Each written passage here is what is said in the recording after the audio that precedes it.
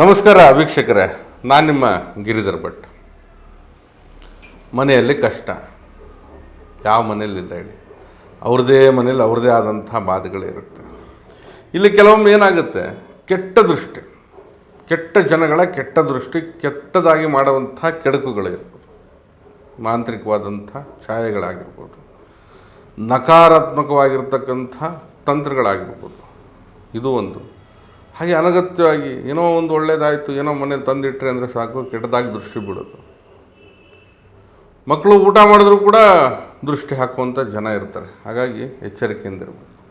ಕೆಟ್ಟ ದೃಷ್ಟಿ, ಕೆಟ್ಟದಾಗಿರ್ತಕ್ಕಂಥ ಕೆಡುಕುಗಳನ್ನು ಮಾಡಿದರೆ, ಹಾಗೆ ನಿಮ್ಮ ಮನೆಯಲ್ಲಿ ಕಷ್ಟಗಳು ವಿಪರೀತವಾಗಿ ಬಾಧಸ್ಥರನ್ನಾಗಿ ಮಾಡ್ತಾಯಿದ್ದಾರೆ. ಕಷ್ಟ ಕಳೀತಿಲ್ಲ, ಸುಖ ನೋಡೋಕ್ಕಾಗ್ತಿಲ್ಲ. ಇಂಥ ಒಂದು ಪರಿಸ್ಥಿತಿ. ಯಾವುದೋ ಒಂದು ಹಂತಕ್ಕೆ ಹೋಗುತ್ತೆ ಜೀವನ ಅನ್ನೋದು. ಇವತ್ತು ಹಣ ಬೇಕು, ಹಣ ಇಲ್ಲ.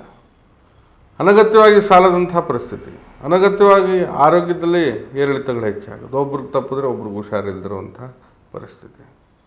ಆ ಮನೆಯಲ್ಲಿ ಕಾಡಾಟ, ಕಿರಿಕಿರಿ, ಅವರವರಲ್ಲೇ ಕುಟುಂಬದ ಸದಸ್ಯರಲ್ಲೇ ಹೊಂದಾಣಿಕೆ ಇರೋದಿಲ್ಲ, ಆಸ್ತಿಗೋಸ್ಕರ ಜಗಳ, ಮನೆಯಲ್ಲಿ ಮನಸ್ತಾಪ, ಪತಿ ಪತ್ನಿಯವರೊಡನೆ ವಿರಸ, ಕಲಹ, ಅಥವಾ ಮನೆಯಲ್ಲಿ ಮಾಲೀಕತ್ವ ಇರುತ್ತೆ, ಆ ಮಾಲೀಕ ಬೇಜವಾಬ್ದಾರಿಯಾಗಿರ್ತಾನೆ, ಅಥವಾ ದುಡಿದಿದ್ದೆಲ್ಲ ಕಂಡರ ಪಾಲಾಗೋದು. ಇಂಥ ಕಷ್ಟಗಳು.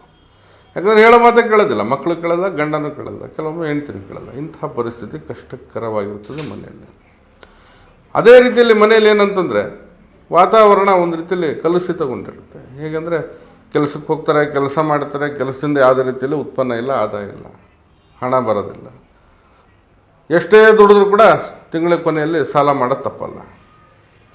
ಎಲ್ಲರೂ ಎಷ್ಟೇ ದುಡಿದ್ರೂ ಕೂಡ 5-10 ವರ್ಷದಿಂದ ಬರೀ ಸಾಲಕ್ಕೆ ಬಡ್ಡಿನೇ ಕಟ್ಕೊಂಡು ಹೋಗ್ತಾ ಇರ್ತಾರೆ. ಉದ್ಧಾರ ಅನ್ನೋದು ಆಗ್ತಾಯಿಲ್ಲ ಮನೆ. ಹೀಗೆ ಇವೆಲ್ಲ ಯೋಚನೆ ಮಾಡಿದಾಗ ಈ ಮನೆಗೆ ಏನೋ ಒಂದು ರೀತಿಯಲ್ಲಿ ಸಮಸ್ಯೆ ಆಗಿರಬೇಕಲ್ಲ ಎಂಬುದಾಗಿ ನಿಮ್ಮಲ್ಲೂ ಕೂಡ ಹೊಳೆಯುತ್ತೆ, ಯೋಚನೆ ಬರುತ್ತೆ. ದೇವರು ದಿಂಡ್ರು ಪೂಜಾದಿಗಳು ಎಲ್ಲ ಮಾಡಿದ್ರು ಕೂಡ ಯಾವ ಕಷ್ಟನೂ ತೀರ್ತಾ ಇಲ್ಲ, ಯಾವ ದೇವರು ಕೈ ಹಿಡಿತಾ ಇಲ್ಲ ಎಂಬತಕ್ಕಂಥ ಮನೋಭಾವನೆಯಲ್ಲಿ ಯೋಚನೆ ಮಾಡ್ತಾ ಇರ್ತಾರೆ. ಈ ರೀತಿಯಲ್ಲಿ ಪರಿಸ್ಥಿತಿ, ಜೀವನ ಅನ್ನೋದು ಬಹಳ ವಿಕೋಪಕ್ಕೆ ಹೋಗ್ತಾ ಇರುತ್ತೆ. ಇಲ್ಲಿ ಯೋಚನೆ ಮಾಡಬೇಕಾಗಿರ್ತಕ್ಕಂಥದ್ದು, ವಿಪರೀತವಾಗಿ ಯಥೇಚ್ಛವಾದಂಥ ಕಾಡಾಟಗಳು ಹೆಚ್ಚು ದಿನಗಳ ಕಾಲ ಇದ್ದಾಗ ಅದನ್ನು ನಾವು ಕೆಟ್ಟ ದೃಷ್ಟಿ ಅಥವಾ ಕೆಡುಕುಗಳನ್ನು ಮಾಡಿದರೆ ಮಾತ್ರ ಇಂಥದ್ದು ಸಾಧ್ಯ ಎಂಬುದಾಗಿ ಯೋಚನೆ ಮಾಡ್ಬೋದು. ಏನೋ ಮಾಟ ಮಾಡಿದ್ರೆ ಹಾಗಾಗುತ್ತೆ, ಹಿಂಗಾಗುತ್ತೆ, ಅದು ಇರಲಿ. ಅದು ಯಾವುದೇ ಗ್ರಹಗತಿಗಳಾಗಿರ್ಬೋದು, 3 ತಿಂಗಳು, 1 ವರ್ಷ, ಹಬ್ಬ ಅಂದರೆ ಶನಿ 2.5 ವರ್ಷಕ್ಕೆ ಬದಲಾವಣೆ ಆಗ್ತಾ ಇರುತ್ತೆ. ಗ್ರಹಗತಿಗಳ ಬದಲಾವಣೆಯಿಂದ ಜೀವನದಲ್ಲಿ ತಿಂಗಳಿಗೊಮ್ಮೆ ಅಥವಾ 3 ತಿಂಗಳಿಗೊಮ್ಮೆ ಈ ರೀತಿ ಬದಲಾವಣೆಯಿಂದ ಏರಿಳಿತ ಅನ್ನೋದು ಜೀವನದಲ್ಲಿ ನಡೆಯುತ್ತೆ. ಅದು ಬೇರೆ ವಿಷಯ. ಇದ್ದಿದ್ರಲ್ಲೇ ಇನ್ನೂ ತೀರಾ ಹಾನಿ ಆಗ್ತಾನೆ ಹೋಗ್ತಾ ಇದ್ದೀವಿ. ಯಾವುದೇ ರೀತಿಯಲ್ಲಿ ಏಳಿಗೆನೇ ಇಲ್ಲ, ಯಾವುದೇ ರೀತಿಯಲ್ಲಿ ಉದ್ಧಾರನೇ ಇಲ್ಲ, ಮನೆಯಲ್ಲಿ ಶುಭ ಕಾರ್ಯ ಇಲ್ಲ, ಶುಭ ವಿಚಾರ ಇಲ್ಲ, ಹಣಕಾಸಿನ ಕಷ್ಟ, ಎಲ್ಲ ರೀತಿಯಾದಂಥ ಪರಿಸ್ಥಿತಿ ಅತಂತ್ರವಾಗಿ ಕೂರಿಸಿದಾಗ ಖಂಡಿತವಾಗಿ ಅದು ಕೆಟ್ಟದಾಗಿರ್ತಕ್ಕಂಥ ಜನಗಳ ಹಸ್ತಕ್ಷೇಪ ಅಥವಾ ದೃಷ್ಟಿಯಂಥ ವಿಚಾರಗಳಲ್ಲಿ ಹೋಗಿರುತ್ತೆ ಎಂಬುದಾಗಿ ಖಾತ್ರಿಪಡಿಸ್ಕೊಳ್ಬೋದು. ಅತಿ ಹೆಚ್ಚಾಗಿ ನೋಡಿ ಮನಸ್ಸಿನ ಭಾವನೆಗಳು ಕೂಡ ಬಂದಿರುತ್ತೆ, ಏನೋ ಆಗಿದೆ ಅಂಥೇಳಿ. ಹೀಗೆ ಈ ಪರಿಸ್ಥಿತಿಯಲ್ಲಿ ಇದ್ದಾಗ ಈ ಮನೆಯಲ್ಲಿ ನಕಾರಾತ್ಮಕವಾಗಿರ್ತಕ್ಕಂಥ ಈ ಒಂದು ವ್ಯವಸ್ಥೆ ಹೆಚ್ಚಾಗಿ ಕಾಡ್ತಾ ಇರುತ್ತೆ. ಅದನ್ನು ತೊಲಗಿಸ್ಬೇಕು ಮೊದಲು. ಹಾಗೆ ತೊಲಗಿಸೋದ್ರಿಂದ ಖಂಡಿತವಾಗಿ ಈ ಮನೆಯಲ್ಲಿ ಕಷ್ಟ ಕಾರ್ಪಣ್ಯಗಳು ದೂರ ಆಗುತ್ತೆ, ಶುಭ ವಿಚಾರಗಳು ಗೋಚರ ಆಗುತ್ತೆ, ಹಾಗೆ ಜೀವನದಲ್ಲಿ ಏಳಿಗೆ ಕೂಡ ಆಗುತ್ತೆ. ಹಾಗೆ ಕೆಟ್ಟದಾಗಿರ್ತಕ್ಕಂಥ ದೃಷ್ಟಿ ಅಥವಾ ಯಾರಾದರೂ ಕೆಡುಕನ್ನು ಮಾಡಿದರೂ ಕೂಡ ಸಮಾಪ್ತಿ ಆಗ್ತಕ್ಕಂಥ ಎಲ್ಲ ಸಾಧ್ಯಗಳು ಕೂಡ ಕಾಣ್ಬೋದಾಗಿದೆ. ಇದೊಂದು ಸಣ್ಣ ಪರಿಹಾರ ನಿಮ್ಮ ಕಷ್ಟ ಕಳೀಲಿಕ್ಕೆ ಅಂತ ತಿಳ್ಕೊಳ್ಳಿ. ನೀವು ನಿಮ್ಮ ಮನೆಯಲ್ಲಿ ಯಾವುದೇ ಖರ್ಚು ವೆಚ್ಚ ಇಲ್ಲದೆ ಮಾಡ್ತಕ್ಕಂಥ ಪರಿಹಾರವನ್ನು ನಾನು ತಿಳಿಸ್ತಾ ಇದ್ದೀನಿ. ಖಂಡಿತ ಮಾಡಿ. ಇದರಿಂದ ಒಳ್ಳೆಯ ಫಲಿತಾಂಶ ನೀವು ಪಡಿಬೋದು. ಪೂಜೆ ಪುನಸ್ಕಾರ ಅದು ಇದು ದುಡ್ಡು ಖರ್ಚು ಮಾಡಬೇಕು, ಮತ್ತೊಂದು ಮಾಡಬೇಕು, ನೀವು ನಿಮ್ಮ ಮನೆಯಲ್ಲಿ ಮಾಡಿಕೊಂಡು ಎಲ್ಲ ಸರಿಪಡಿಸ್ಕೊಳ್ಳೋವಂಥ ಒಂದು ವಿಧಾನವನ್ನೇ ನಾನು ನಿಮ್ಗೆ ತಿಳಿಸ್ತಾ ಇದ್ದೀನಿ. ಇದು ನಾನು ಬಂದು ನಿಮ್ಮ ಮನೇಲಿ ಮಾಡಲಿಕ್ಕಾಗಲ್ಲ. ಹಾಗಾಗಿ ನೀವು ನಿಮ್ಮ ಮನೆಯಲ್ಲೇ ಮಾಡಬೇಕು. ನೋಡಿ, ಈ ಒಂದು ಪರಿಹಾರ ಹೀಗಿದೆ. ಮೊದಲು ತಾವು ಈ ಹುತ್ತದ ಮಣ್ಣನ್ನು ತೆಗೆದುಕೊಳ್ಳಿ.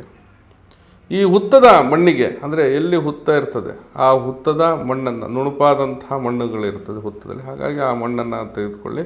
ಈ ಹುತ್ತದ ಮಣ್ಣಿಗೆ 5 ಲವಂಗ, 8 ಕರಿಮೆಣಸು, ಇದನ್ನು ಸೇರಿಸ್ಬಿಡಿ ಮಣ್ಣಿಗೆ. ಹಾಗೆ ಶುದ್ಧ ಜಲ ಅಂದರೆ ಬೋರ್ವೆಲ್ ವಾಟ್ರು ಅಥವಾ ಗಂಗಾ ಜಲನ ತೆಗೆದುಕೊಂಡು ಈ ಮಣ್ಣಿಗೆ ಸೇರಿಸ್ಬಿಡಿ. ಅಂದರೆ ನೀರು ಥರ ಸ್ವಲ್ಪ ಉಂಡೆಯಾಗಿ ಮಾಡ್ಕೋಬೇಕು. ಇದನ್ನು ಗುಂಡಾಗಿ ಉಂಡೆ ರೀತಿಯಲ್ಲಿ ತಾವು ತಮ್ಮ ಕೈಯಾರೆ ಮಾಡಬೇಕಾಗ್ತದೆ. ಮಾಡಿದ ನಂತರ ಅದಕ್ಕೆ ಒಂದು 2 ಗರಿಕೆಯನ್ನು ತೆಗೆದುಕೊಂಡು ಚುಚ್ಚಿಬಿಡಿ. ಅದಕ್ಕೆ ಗರಿಕೆಯನ್ನು ಹಾಕಿ ಇದನ್ನು ಬಿಳಿ ಬಟ್ಟೆಯಲ್ಲಿ ಕಟ್ಟಿ ಮನೆಯ ಪೂರ್ವ ದಿಕ್ಕಿನಲ್ಲಿ ಯಾರಿಗೂ ಕಾಣದಿರೋ ಹಾಗೆ ಮುಚ್ಚಿಟ್ಬಿಡಿ. ಇದರಿಂದ ಯಾಕಂದರೆ ಮನೆಯ ಪೂರ್ವ ದಿಕ್ಕಿನ ಈಶಾನ್ಯ ಭಾಗದಲ್ಲಿ ಮುಚ್ಚಿಡಬೇಕು, ಯಾರಿಗೂ ಕಾಣದಿರೋ ಹಾಗೆ. ಈಶಾನ್ಯ ಭಾಗದಲ್ಲಿ ಮನೆಯ ಒಂದು ವಾಸ್ತುಶಾಸ್ತ್ರದ ಪ್ರಕಾರ ಅಲ್ಲಿ ಸಕಾರಾತ್ಮಕ ಕಿರಣಗಳು ಅಲೆಗಳು ಬರ್ತದೆ ಎಂಬತಕ್ಕಂಥ ನಂಬಿಕೆ ಇರುತ್ತೆ. ಹಾಗಾಗಿ ನೀವು ಮಾಡ್ತಕ್ಕಂತಹ ವಿಧಾನ ಏನಿದೆ ಆ ಮನೆಯಲ್ಲಿ ಸಂಪೂರ್ಣವಾಗಿ ಸಕಾರಾತ್ಮಕತೆ ಅನ್ನೋದನ್ನ ತರುತ್ತೆ. ಈಗ ತಿಂಗಳಿಗೊಮ್ಮೆ ಇದನ್ನು ಬದಲಾವಣೆ ಮಾಡ್ಕೊಳ್ತಾ ಹೋಗ್ಬೋದು, ಅಥವಾ ಒಮ್ಮೆ ಮಾಡಿಟ್ರೂ ಕೂಡ ಏನು ತೊಂದರೆ ಇಲ್ಲ. ಇಷ್ಟನ್ನು ಮಾಡಿ ಸಕಾರಾತ್ಮಕವಾದಂಥ ಈ ಧನಾತ್ಮಕ ವಾತಾವರಣ ಪ್ರವೇಶ ಆದರೆ ಕೆಟ್ಟದ್ದು ಅಳಿಲೇಬೇಕಲ್ಲ. ಅಲ್ಲಿ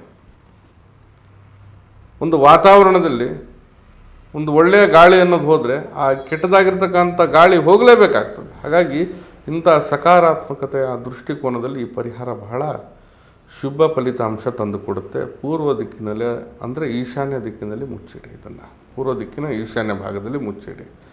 ಖಂಡಿತ ಮಾಡಿ. ಇದೇನು ದೊಡ್ಡ ವಿಷಯ ಅಲ್ಲ, ದೊಡ್ಡ ಖರ್ಚಲ್ಲ. ಇದನ್ನು ಮಂಗಳವಾರ ದಿವಸ ಮಾಡೋದ್ರಿಂದ ಬಹಳ ಶುಭ ಎಂಬುದಾಗಿ ಹೇಳ್ಬೋದಾಗಿದೆ. ಮಾಡಿ ಇದರಿಂದ ಅಗತ್ಯವಾದಂತಹ ಫಲಿತಾಂಶ ಪಡೆಯಿರಿ. ಕೆಟ್ಟದ್ದನ್ನು ಅಳೀರಿ, ಒಳ್ಳೆಯದನ್ನು ಪಡೆಯಿರಿ. ನೀವು ಕೂಡ ಉದ್ಧಾರ ಆಗಿ ಕಷ್ಟನ ಕಳೀಲಿ. ಅತ್ಯಂತ ಶೀಘ್ರವಾಗಿ ಎಲ್ಲ ರೀತಿಯಾದಂಥ ಸೌಕರ್ಯ ನಿಮಗೆ ಪ್ರಾಪ್ತಿಯಾಗಲಿ ಎಂಬತಕ್ಕಂಥ ಸದುದ್ದೇಶದಿಂದ ಈ ಮಾಹಿತಿ ತಿಳಿಸ್ತಾ ಇದ್ದೀನಿ. ಎಲ್ಲರಿಗೂ ಕೂಡ ಒಳ್ಳೆಯದಾಗಲಿ. ನಾನು ನಿಮ್ಮ ಗಿರಿಧರ್ ಭಟ್. ನಮ್ಮ ಕಚೇರಿ ಅಥವಾ ಮನೆ ಬದಿ ಜ್ಞಾನಭಾರತಿ ಯೂನಿವರ್ಸಿಟಿ ಕ್ವಾರ್ಟರ್ಸ್ ಸರ್ಕಲ್ ಬೆಂಗಳೂರಲ್ಲಿದೆ. ಬರೋರು ಮೊದಲೇ ಸಮಯವನ್ನು ನಿಗದಿಪಡಿಸ್ಕೊಂಡು ಬರ್ಬೋದಾಗಿದೆ. ಬರಲಿಕ್ಕೆ ಸಾಧ್ಯ ಆಗದೇ ಇದ್ದರೆ ಈ ಕೆಳಗಡೆ ಕಾಣ್ತಾ ಇರ್ತಕ್ಕಂಥ ನಂಬರ್ಗೆ ಕರೆ ಮಾಡಿ, ಮುಕ್ತವಾಗಿ ಸಮಾಲೋಚನೆ ಮಾಡಿ. ಶುಭ ಆಗಲಿ. ನಮಸ್ಕಾರ.